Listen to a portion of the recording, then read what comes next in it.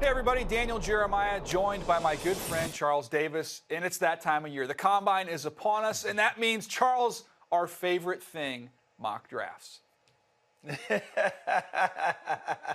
All I could do is laugh because we know this is the first of many, and I can't wait to see how they roll through and what changes we make and how we like this guy this week and this guy the next week and right on down the line. It's going to be fun. Well, we're going to focus on your mock draft today, and I got to tell you, I can't wait to see where you have Johnny Manziel going. That was last year. Okay, we're going to move on this year to the 2015 draft, your first mock draft.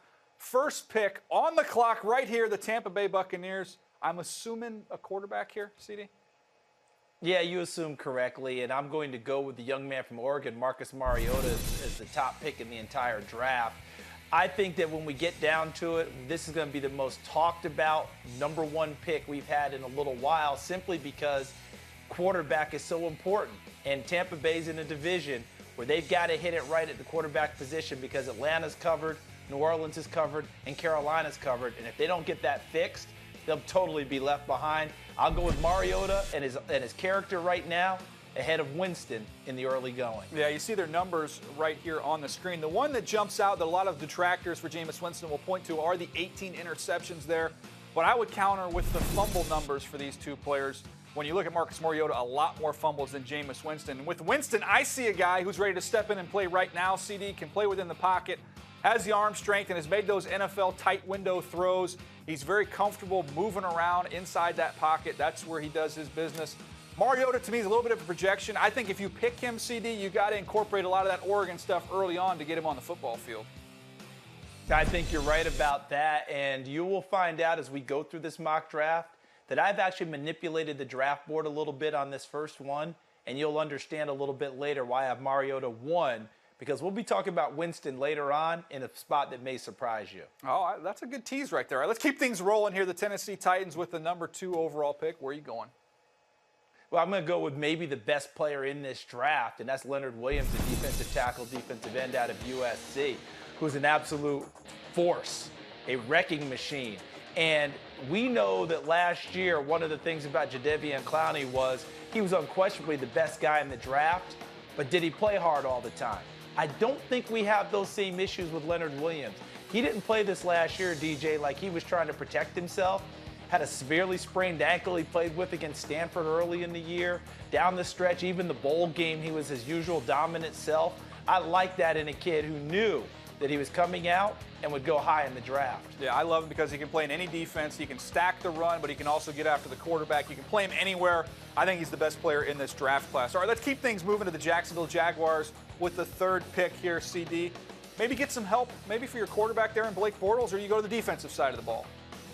I'm going to go to the defensive side of the ball because they're in the division with Andrew Luck and the Colts, and you've got to find a way to pressure and affect him. Randy Gregory from Nebraska is a terrific pass rusher and a tremendous athlete. Looks like he can play on his feet a little bit as well if you want to do some change-up things. But the -- thing, turn him loose towards the passer because that's what he does best. Excellent first step, good hands as he goes around offensive tackles, and he makes plays. Yeah, he's very long and explosive. When I watched him, he reminded me of Aldon Smith because of that length, because of his ability to bend around the edge, his ability to his nice little inside counter too. He's very slippery as an athlete. But I think he's definitely somebody that's capable of being a double-digit sack guy at the next level. I think he'd be a home run pick for the Jacksonville Jaguars if they were to get Randy Gregory there at #3. All right, let's move on to the Oakland Raiders. They had a great draft last year. What do they do this year? Well, they've got to help out their young quarterback, Derek Carr. And if you look at the front office of the Raiders, Reggie McKenzie, Joey Clinkscales, they're both SEC guys. And I'm not going to say that's going to be the only reason, but sometimes you go back to your roots. And Amari Cooper, that breaks the tie for him at wide receiver because he'll be in that competition with Kevin White from West Virginia. Yeah, I love what he brings to the table. All these wide receivers, it's another great year. Last year was loaded at the position. This year, loaded as well. I like Kevin White a little bit higher than Amari Cooper. They're touching each other on my sequence list. But Kevin White just a little bit bigger, a little more physical. I think he would give a red zone presence to this Raiders offense, would be a nice friend there for Derek Carr. And then Devontae Parker, another one with the size as well, CD. That'll be the decision. Amari Cooper, maybe a more polished route runner than these two big guys, But down in the red zone, when you look at Parker, you look at White, you have a little different size. That can be an issue down there. Yeah, and I think that as we go along, Daniel, Devontae Parker is going to be a guy that really emerges higher on draft boards because he didn't get to play as much last year. Remember, he started the season with a broken foot, so he didn't get the normal playing time that people are used to seeing. I think the more people watch him, the more they'll like him. He'll continue to rise on boards and really challenge Kevin White and Amari Cooper for that #1 wide receiver spot. All right, move on to the Washington Redskins. Got to be the defensive side of the ball, and this guy right here can play. Shane Ray from Missouri. Yeah, they've got to turn him loose coming off of the defensive end position. 6'3", 240, 245, somewhere in that range. What I'll find interesting is what with Washington, if they do take him, would decide to do with him. Is he just simply a guy with his hand in the ground, or will they try and find out if he can stand up and do a few extra things, kind of like a Ryan Kerrigan does for them already?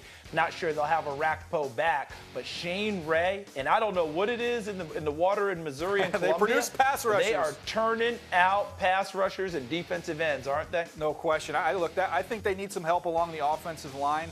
When you look at their roster, I just don't think there's anybody along the offensive line that's worthy to be picked right here in the top 10. We have depth at the tackle position, but I haven't seen a guy I would beat the table for and say he's worthy of a top 10 selection. Maybe in the second, third round, you supplement your offensive line, but I don't think there's a guy worthy of taking right there. Yeah, and that's why you have to go get the best players. That's why when people look at it, if you draft strictly for need, you're going to continue to be drafting strictly for need because you're not going to get it done. You've got to have great players. Even at positions of strength, you go get another great player. All right, let's move over to the New York Jets here with the 6th pick. Which direction do they go, Charles?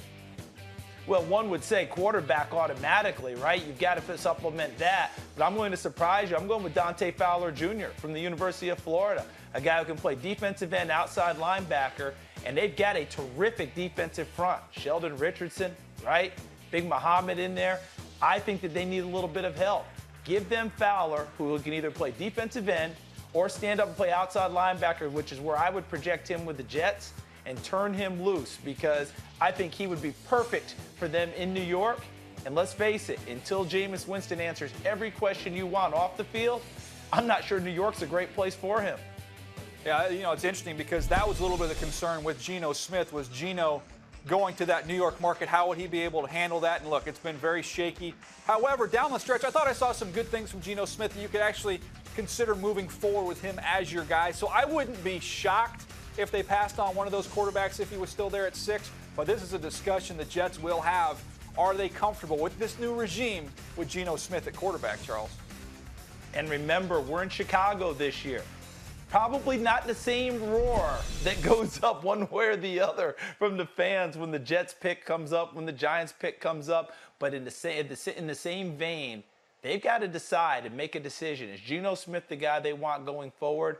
Or will they have to make a decision? Because right now, the way the draft board's falling, it looks like it's likely that there will be one of those top 2 quarterbacks available for them. And if so, do they take either one of them? We shall see. That's a great question. The Jets, you know, we were used to seeing these draft picks come in, Jets and Giants fans cheering or booing very loudly when those selections come in. But this year, the draft's not going to be in New York. It's going to be in Chicago, and they are next up with your pick, CD. Are the Bears fans going to love what they see when they make their selection? I got to believe it's on the defensive side of the ball because the staff is gone. Mel Tucker is no longer the defensive coordinator. Complete clean out, and this board shows you why. Yeah, at some point they have to be able to stop people, whether it's the run, the pass, whatever.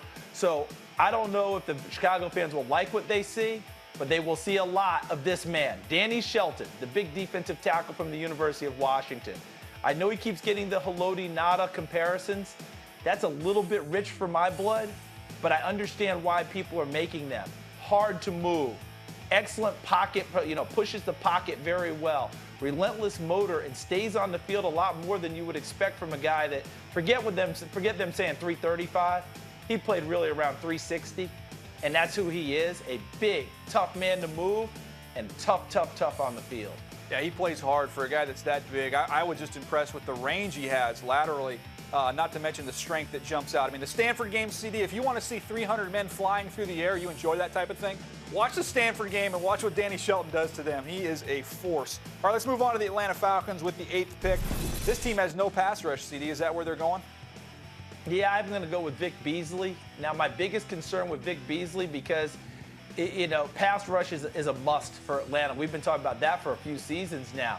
But is he big enough? Will he maintain weight enough to be on the field more than as a situational guy early? He probably played around 225. I know he's going to bulk up for the combine and be bigger. But will he be able to be on the field for as much as they need him? Because I think he's going to have to project outside linebacker, but he's desperately needed as a pass rusher for the Falcons. Yeah, he's somebody that's going to get on the field early on passing downs. I compared him when I watched him. I'll see what you think about this one. Bruce Irvin, when he came out, okay, maybe you can't play him on first or second down, but you can put him in on passing situations, and with his speed and explosiveness, he can get after the passer. I see a lot of similar traits there with Vic Beasley. We'll see how big he is. I think he'll test extremely well in Indianapolis, but I think he's a player like Bruce Irvin. You get him on the field in passing situations early, he can be very disruptive. All right, 9th pick, the New York Giants. Where are they going? Well, I know what they need on defense, but I'm going offensive tackle. I'm going Ereck Flowers from the University of Miami. I know Brandon Scherf has been regarded as kind of the guy going along, but the more I watch of Ereck Flowers, the more impressed I am of him. Playing that left tackle position, he envelops people at times. I think his movement skills are a little bit better than what people would think. I worry about him bending a little bit, Daniel. There's times when I look at that and go, okay, is he really bendy? But I think that he's athletic enough to handle that left tackle. And I think that the Giants need to continue to add those bigger bodies across the offensive front so they can get the ball to people like Odell Beckham. Yeah, he's somebody that's very physical. He's got quick feet. You're right. He's not a great bender. He holds a lot. And that's going to be a challenge for him going to the next level. You got to keep those hands inside. Those ACC refs might let some of that stuff go. They're not going to let it go when you get to the National Football League level. But a very talented guy. I can see what you're thinking there. Now, we look at the St. Louis Rams up with the 10th pick. This is going to be a decision for them in the offseason. Sam Bradford, you look here at the games played, he has missed a lot of time, Charles. And I don't know going into the future if you can rely on him being your guy. 7 games played over the last 2 seasons. I don't look at him as being very reliable, and that could put them in the quarterback market here with the 10th overall pick. Yeah, now you'll understand how I manipulated the board. I see what you did. You're crafty. You're crafty. Jameis Winston goes here to St. Louis. Look, you and I both know that Jameis Winston could easily go 1 to Tampa, 2 to Tennessee, right?